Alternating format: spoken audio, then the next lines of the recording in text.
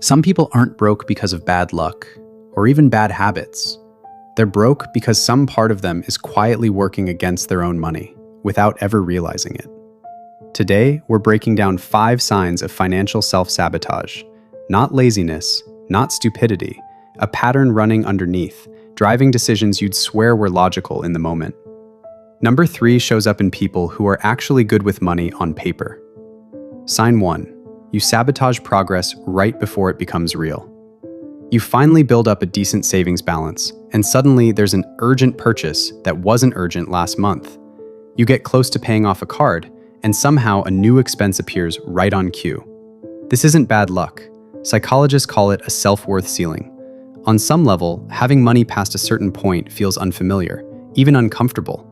So without meaning to, you find a reason to bring the number back down to where it feels normal. The sabotage isn't random. It shows up exactly when things start working. Sign 2. You research endlessly, but never actually act.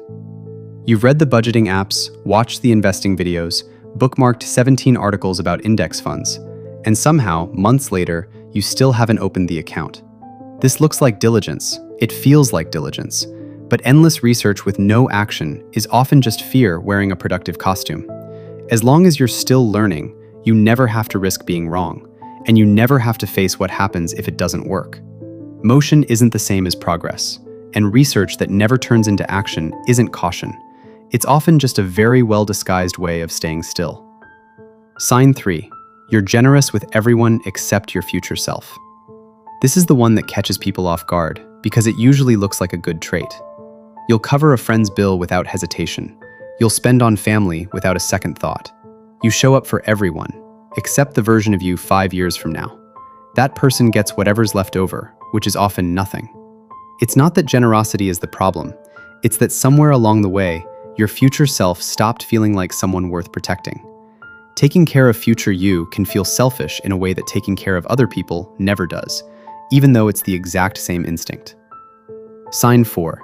You feel a strange relief when a plan falls apart. You set a savings goal, a budget, a payoff date. And when it collapses, job loss, emergency, whatever the excuse ends up being, there's a flicker of something underneath the disappointment. Relief. That's a hard thing to admit, even to yourself. But a failed plan means you don't have to keep showing up for the harder, more uncomfortable version of the goal. The pressure's off. The bar drops back down to somewhere familiar. If part of you feels lighter when a financial plan falls through, that's not just bad luck repeating itself. That's worth paying attention to. Sign 5. You feel more comfortable being broke than being unknown.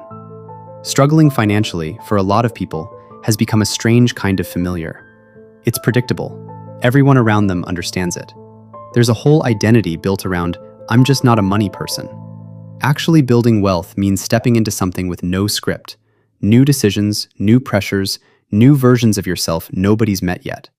And uncertainty, even good uncertainty, can feel scarier than a struggle you've already learned to survive.